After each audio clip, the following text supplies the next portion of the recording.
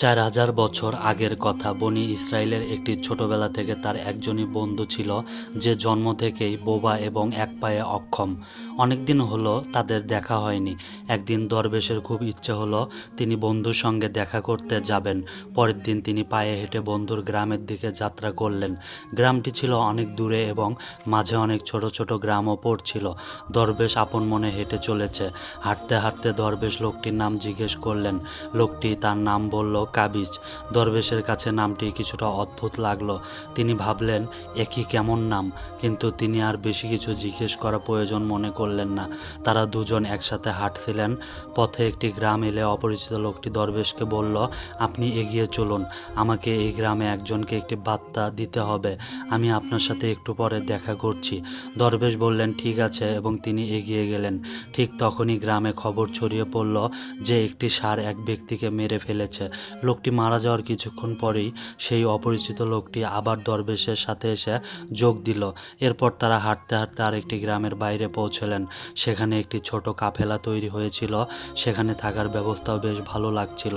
দরবেশের বন্ধুর গ্রাম তখনও সেখান থেকে অনেক দূরে ছিল এবং সন্ধ্যাও হয়ে আসছিল। দরবেশ অপরিচিত লোকটিকে বলল, রাত হচ্ছে, সারাদিন হাঁটাহাঁটি করে খুব ক্লান্তি এসেছে আর খিদেও পেয়েছে, তাই আমরা এখানেই খাওয়া দাওয়া করে বিশ্রাম নেই। সকালে আরাম করে আবার যাত্রা শুরু করব। অপরিচিত লোকটি বলল, ঠিক আছে, এই গ্রামে একজনকে কিছু জরুরি জিনিস দিতে হবে, আপনি খেয়ে নিন আর বিশ্রাম করুন, আমি পরে এসে খাবো। এই বলে সে সেখান থেকে চলে গেল।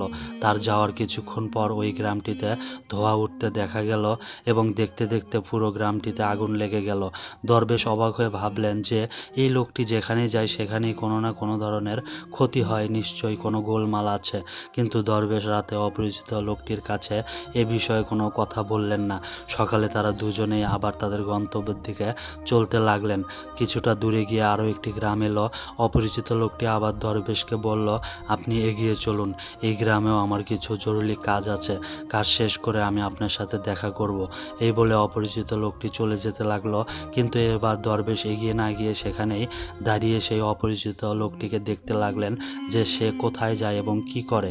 তখন মানুষের চিৎকার শোনা গেল যে একটি সাপ এক ব্যক্তিকে কামড়েছে এবং সে মারা গেছে। ঠিক সেই সময় অপরিচিত লোকটি আবার দরবেশের সঙ্গে এসে যোগ দিল। এবার দরবেশ আর নিজেকে সামলাতে পারলেন না এবং লোকটিকে জিজ্ঞেস করলেন, আপনি যেখানেই যান সেখানেই কোনো না কোনো ধরনের ক্ষতি হয়, আপনি কি আমাকে বলতে পারেন কেন এমনটা হয়? সে জবাব দিল, দরবেশজি, আমি আপনাকে একজন খুব বড় জ্ঞানী ব্যক্তি ভেবেছিলাম, তাই আমি আপনার সঙ্গে হাঁটছিলাম, কারণ জ্ঞানী মানুষের সঙ্গ খুব ভালো হয়, কিন্তু আপনি এখনও বুঝতে পারেননি আমি কে। দরবেশ বললেন, আমি তো বুঝেছি, কিন্তু আমার মনে কিছুটা সন্দেহ আছে। যদি আপনি নিজে আপনার সম্পর্কে বলেন তাহলে আমার জন্য সহজ হবে।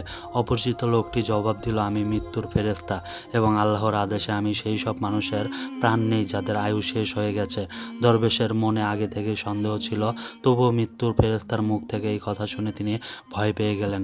তবুও সাহস করে জিজ্ঞেস করলেন, যদি সত্যি আপনি মৃত্যুর ফেরেশতা হন তাহলে বলুন পরের মৃত্যু কার?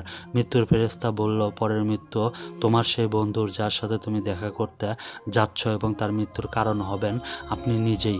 এই কথা শুনে দরবেশ ভয় পেয়ে গেলেন এবং চিন্তায় পড়ে গেলেন, সে যদি ইনি সত্যি মৃত্যুর ফেরেশতা হন তাহলে তার কথাও সত্যি হবে, আর তার কারণে তার ছোটবেলার সবচেয়ে কাছের বন্ধুর মৃত্যু হবে।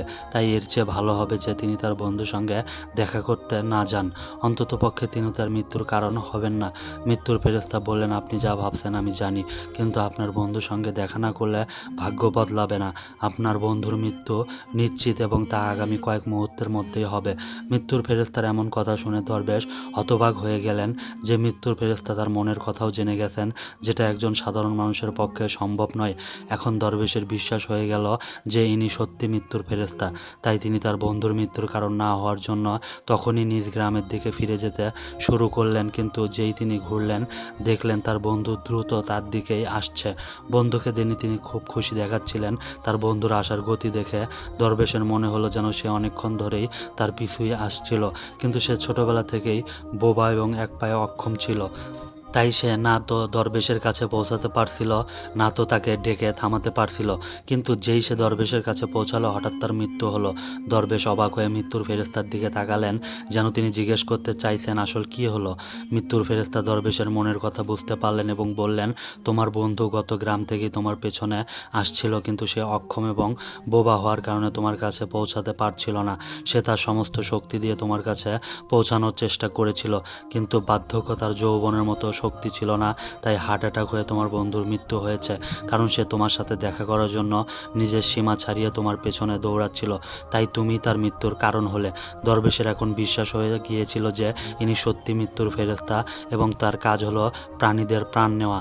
দরবেশ একজন জ্ঞানী মানুষ ছিলেন, তাই তিনি এটাও জানতেন যে মৃত্যুর ওপর কারো নিয়ন্ত্রণ নেই, প্রতিটি প্রাণীকে একদিন না একদিন মরতেই হবে। এই ভেবে তিনি নিজেকে সামলে নিলেন। কিন্তু হঠাৎ দরবেশের মনে নিজের মৃত্যু সম্পর্কে জানার ইচ্ছে জাগলো। তিনি মৃত্যুর ফেরেশতাকে বললেন, যখন আমার বন্ধুর মৃত্যু হবার কথা ছিল, তখন আপনি শুরু থেকে আমার সঙ্গে কেন হাঁটছিলেন?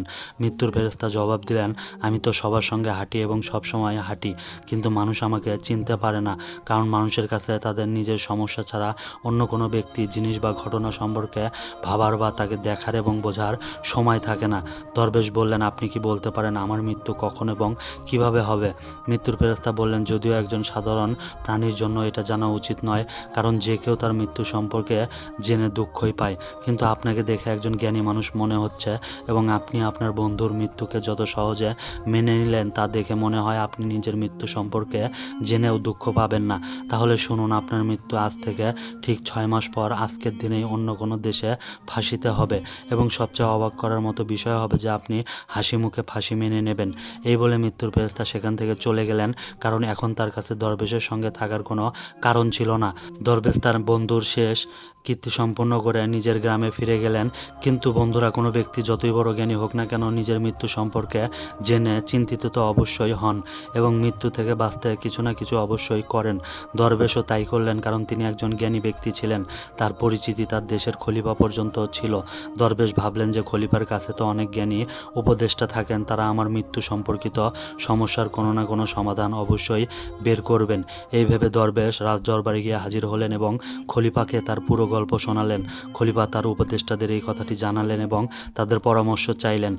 সবাই মিলে অনেক ভাবনা চিন্তা করে বললেন যে যদি দরবেশের কথা সত্যি হয়, তবে তার মৃত্যু 6 মাস পরই হবে, কিন্তু মৃত্যু তখনই হবে যখন তিনি অন্য দেশে যাবেন। যদি তিনি অন্য দেশে না যান, তবে মৃত্যুও হবে না। উপদেষ্টাদের এই পরামর্শ খলিফারও ভালো লাগলো। তিনি দরবেশের থাকার ব্যবস্থা মহলেই করে দিলেন এবং খলিফার আদেশ ছাড়া কেউ দরবেশের সঙ্গে দেখা করতে পারত না। কিন্তু দরবেশ নিজের ইচ্ছায় যে কোনো জায়গায় আসতে যেতে পারতেন, যাতে এটা মনে না হয় যে তিনি খলিফার বন্দী। কিন্তু দরবেশ ভয়ে নিজেও কোথায় আসতে যেতে চাইতেন না। সময় কেটে গেল এবং দরবেশের মৃত্যুর সময় ঘনিয়ে এলো। সেই দিনটিও চলে এলো যেদিন দরবেশের মৃত্যু হবার কথা ছিল। সেই দিন দরবেশ ভয়ে তাড়াতাড়ি ঘুমিয়ে পড়লেন। রাতে তাড়াতাড়ি কেটে যায় আর পরের দিন এসে যায়, আর এইভাবে মৃত্যু ঠেকানো যায়। কিন্তু বন্ধুরা, দরবেশের ঘুমিয়ে হাঁটার রোগ ছিল এবং এই রোগ সম্পর্কে তিনি নিজেও জানতেন না, তাই খলিফা বা কোনো হাকিমকে এই রোগ সম্পর্কে জানানোর তো প্রশ্নই ওঠে না। দরবেশ তার মৃত্যু নিয়ে খুব চিন্তিত ছিলেন এবং ঘুমিয়ে হাঁটার রোগ তখনই আসে যখন ঘুম ঠিক মতো না হয়। রাতে দরবেশের ঘুমিয়ে হাঁটার রোগ শুরু হলো। তিনি উঠলেন এবং মহল থেকে বেরিয়ে ঘোড়ার আস্তাবলে পৌঁছলেন। দরবেশ খলিফার একজন বিশেষ অতিথি ছিলেন, তাই কোনো চৌকিদার তাকে থামালো না এবং কোনো জিজ্ঞাসাবাদও করলো না। ঘোড়ার আস্তাবলে পৌঁছে তিনি সবচেয়ে দ্রুতগামী ঘোড়ার ওপর চললেন এবং ঘুমন্ত অবস্থাতেই নিজের দেশের সীমানা পেরিয়ে প্রতিবেশী দেশে চলে গেলেন। শুধু তাই নয়, তিনি প্রতিবেশী দেশের খলিফার মহলে পৌঁছলেন। সেখানকার চৌকিদাররাও তাকে থামালো না এবং কোনো জিজ্ঞাসাবাদ করলো না, কারণ রাতের শেষ প্রহর হয়, সবাই ঘুমাচ্ছিল। দরবেশ সোজা কোষাগার ঘরে পৌঁছালেন এবং সেখানে গিয়ে শুয়ে পড়লেন। সকালে কোষাগারের রক্ষক দরবেশকে কোষাগার ঘরে ঘুমন্ত অবস্থায় দেখতে পেলেন। এতে খলিফা খুব রেগে গেলেন এবং তিনি দরবেশকে গ্রেপ্তার করার আদেশ দিলেন। খলিফা দরবেশকে রাজদরবারে হাজির করার আদেশ দিলেন। যখন দরবেশকে দরবারে আনা হলো, খলিফা তাকে দেখেই রাগে ফাঁসির সাজা শুনিয়ে দিলেন এবং বলতে লাগলেন যে যদি তুমি চুরি করতে সফল হতে, তাহলে আমাদের ছোট রাজ্যর মানুষরা না খেয়ে মারা যেত। তাই হাত কাটার পরিবর্তে ফাঁসির সাজা দেওয়া হচ্ছে, যাতে ভবিষ্যতে কেউ এমন কাজ করার আগে হাজারবার ভাবে। ফাঁসির সাজা শুনে দরবেশ কেঁপে উঠলেন। তবুও কিছুটা সাহস করে তিনি খলিফাকে বললেন, জনাব, আমি জানি না যে আমি কিভাবে আপনার মহলে পৌঁছালাম, আমি এটাও জানি না যে আমি কিভাবে আপনার কোষাগার ঘরে এলাম। আমি যদি গল্পটি ভালো লেগে থাকে তাহলে চ্যানেলটি অবশ্যই সাবস্ক্রাইব করবেন, ভিডিও লাইক করবেন এবং শেয়ার করবেন। দেখা হবে আরেকটি নতুন এবং দারুণ ভিডিওর সাথে। ততক্ষণ পর্যন্ত ভালো থাকুন। আল্লাহ হাফেজ।